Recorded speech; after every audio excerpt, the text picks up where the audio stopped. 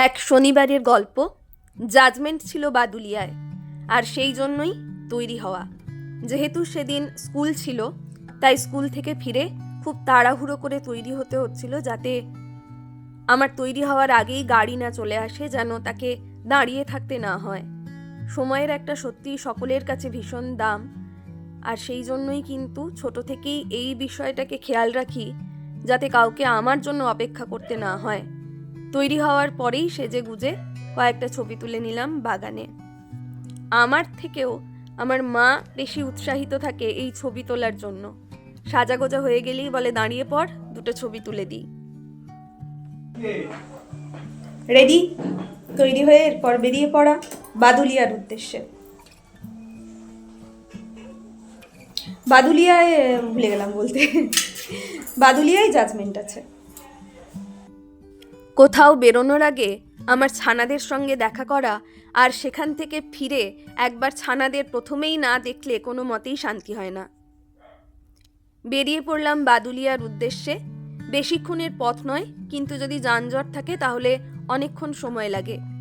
যখন যাচ্ছিলাম তখন যানজট ছিল না, কিন্তু ড্রাইভার দাদার কাছে শুনলাম যখন তিনি আমাকে নিতে আসছিলেন সেই সময় ভালোই যানজট ছিল, সেই জন্য তার আসতে দেরি হয়েছে। কিন্তু যাবার সময় খুব তাড়াতাড়ি পৌঁছে গেলাম। এখানেই রয়েছে বাদুলিয়া মনের মেলার বিশাল বড় গেট।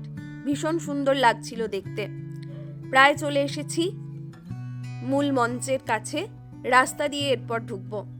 এইখানে যে আলোকসজ্জা রয়েছে সেগুলো সন্ধেবেলায় দেখতে আরো সুন্দর লাগে। আমরা যখন ফিরলাম সেই সময়ের ছবিটা আছে, সেই সময় আমি জুড়ে দিয়েছি সন্ধেবেলায় কেমন লাগছে সেখানে। মূল মঞ্চের কাছে চলে এসেছি। গাড়ি থেকে নেমেই মূল মঞ্চে যাওয়া। আর এই সময় প্রতিযোগীরাও কিন্তু তাদের পোশাক পরিচ্ছদ পরে প্রস্তুত হচ্ছিল। বাদুলিয়ায় আজকে বিচারক হিসেবে, আর এই যে আমার সাথে কে। অন্য জায়গায় মানে বিচারক হিসেবে গেলে তখন মনে হয় কে আছে আমার সঙ্গে। এইটা একটা খুব মানে কমফর্ট জোন আর কি, যেহেতু এত চেনা জানা, ভাল লাগছে, বেশ সুন্দর। আবার হয়ে যাক প্রতিযোগিতা, তারপরে আবার বাকি কথা হবে। কিছু বলবে? না, কিছু বলবো না, টেনশন হচ্ছে। হ্যাঁ, মানে আমাদের বেশি টেনশন যে সত্যিই আমরা তাই। ঠিকঠাক বিচার করতে পারবো তো? একদম, এই নিয়ে আমাদের টেনশন। কিন্তু আমরা সত্যিই চেষ্টা করব, খুব চেষ্টা একদম নিরপেক্ষভাবে। প্রতিযোগীদের কাছ থেকে এত ভালো ভালো নাচ সেদিন দেখেছি, সত্যি। আসলে কোনো শৈল্পিক বিষয়েরই বোধহয় সেভাবে বিচার করা উচিত নয়। প্রথমে ক বিভাগের যারা প্রতিযোগী ছিলেন, ক বিভাগের ছিলেন বললে ভুল হবে, ক বিভাগের যারা প্রতিযোগী ছিল তাদের বিষয় ছিল লোকনৃত্য। বিভিন্ন লোকসঙ্গীতের উপর নৃত্য পরিবেশন করেছিল তারা। এই বাচ্চাটির বয়স 7 বছর। অসাধারণ নেচেছে সে এবং একটি স্থানও অধিকার করেছে। আর খ বিভাগে যারা ছিল তাদের বিষয় ছিল যে কোনো ধরনের নৃত্য। সেখানে যেমন ধ্রুপদী নৃত্যও ছিল, সেই সঙ্গে লোকনৃত্য থেকে শুরু করে নানান ধরনের নৃত্যই তারা পরিবেশন করে, এবং প্রত্যেকেই এক একজন এক এক রকমভাবে দারুণ আর কি বলা যায়। তো সেই জন্য বিচার করতে বেশ খানিকটা বেগ পেতে হয়েছিল আমাদেরকে। সত্যিই প্রত্যেকে অসাধারণ। প্রথমেই বললাম যে কোনো শৈল্পিক বিষয়ের বোধহয় আলাদা করে বিচার করা হয় না, তবু যেহেতু একটা দায়িত্ব থাকে বিচারকদের ওপর বিচার করার, তো সেই কাজটুকু বা সেই দায়িত্বটুকু পালন করি মাত্র। তা না হলে প্রত্যেকেই সেরা নিজ নিজ ক্ষেত্রে। এখনো চলছে বিচার পর্ব, একবার করে দেখে নেওয়া আর একবার করে নম্বর দেওয়া। কোনো রকম আলোচনা না করেও অদ্ভুতভাবে দুজনেরই নম্বর প্রায় মিলে যাচ্ছিল, ওই 19-20 আর কি। তো সেই জন্যই দুজনেরই আর কি পছন্দটা একই রকম ছিল সেদিন। সব কিছু মিলিয়ে দুর্দান্ত অভিজ্ঞতা ছিল।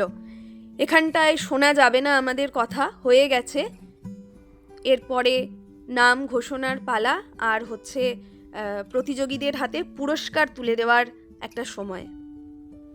প্রতিযোগীদের হাতে পুরস্কার তুলে দেওয়ার আগেই দুই বিচারক আমরা যারা ছিলাম তাদেরকে সম্মানিত করছিলেন আয়োজকরা।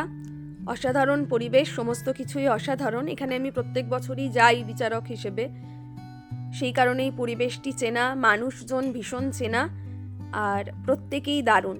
এবার যারা বিভিন্ন স্থান অধিকার করেছে তাদের হাতে যেমন পুরস্কার তুলে দেওয়া হচ্ছিল, ঠিক তেমনই যে বিষয়টিকে সাধুবাদ জানাতে হয় এখানকার আয়োজকদেরকে, সেটা হচ্ছে যারা স্থান অধিকার করেনি অথচ অংশগ্রহণ করেছে তাদের প্রত্যেককেই কিন্তু পুরস্কৃত করা হয় এদিন, যাতে করে তাদের কারোর মন খারাপ না হয়। যখন আমি নাম ঘোষণা করছিলাম তখন বলেই দিয়েছিলাম কেউ কিন্তু মন খারাপ করবে না। আসলে ওই যে বললাম, শৈল্পিক বিষয়ের কখনোই বিচার হয় না। এই হলো সম্মাননা। অসাধারণ স্মারক, পুষ্পস্তবক তারা দিয়ে আমাদেরকে সম্মাননা জানিয়েছিলেন দুই বিচারককে। এরপর ফিরতি পথ। বাদুলিয়া মনের মেলা যেমন এখানে সাংস্কৃতিক অনুষ্ঠান, উৎসব, প্রতিযোগিতা হয়, সেই সঙ্গেই একটি বিশাল মেলা বসে। এরপর ফিরছি। সেই আলোকসজ্জার কথা বলছিলাম যে গেটটি, এটি হচ্ছে সন্ধেবেলার চিত্র। অপূর্ব লাগছিল দেখতে। সারা রাস্তা জুড়েই কিন্তু আলোকসজ্জায় সজ্জিত হয়েছে। যে গেটটির উল্টো দিকটি দেখেছিলেন এবং এখন অপর দিকটি দেখছেন, বাদুলিয়া মনের মেলা, যেটা এবছর ৫ম বর্ষে পদার্পণ করেছে। কিন্তু দেখে মনে হবে না যে মাত্র ৫ বছর বয়স এর। এতটাই পরিণত ভাবনা, পরিণত মনস্ক প্রত্যেকে, এবং অসাধারণ রুচি, তাদের রুচিশীল বা রুচিশীলতার একটি বিশেষভাবেই পরিচয় পাওয়া যায়। ফিরছি। ফেরার পথ কৃষক সেতু পেরিয়েই বাদুলিয়া আসতে হয়, সকলেই প্রায় চেনেন যারা পূর্ব বর্ধমান জেলার। ফিরছি বাড়ির রাস্তায়, প্রায় বাড়ি চলে এসেছি। ফিরতি পথ 7:20 সময় এখন। বাড়ি গিয়ে বাকি কথা হচ্ছে। চলেই এসেছি প্রায়।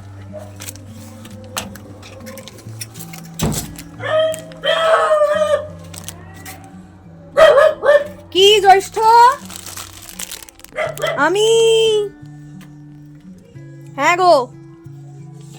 কোন দিক দিয়ে? পুরনো ঘরে?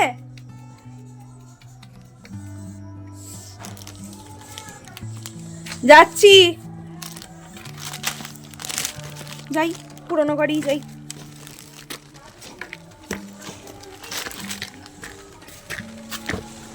ওরে বাবা রে।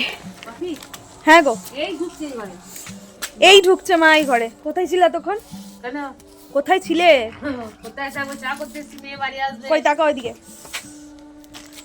চা খাবে, মেয়ে বাড়ি আসবে। এই ফিরলাম, গাড়ি থেকে নামলাম, চলে এলাম।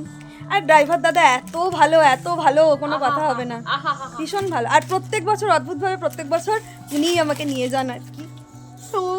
ফুলগুলো খসে গেল। যাই হোক, ঠিক আছে, একটু পরে কথা বলছি। এখন বাজে 7:20, বাড়ি চলে এলাম।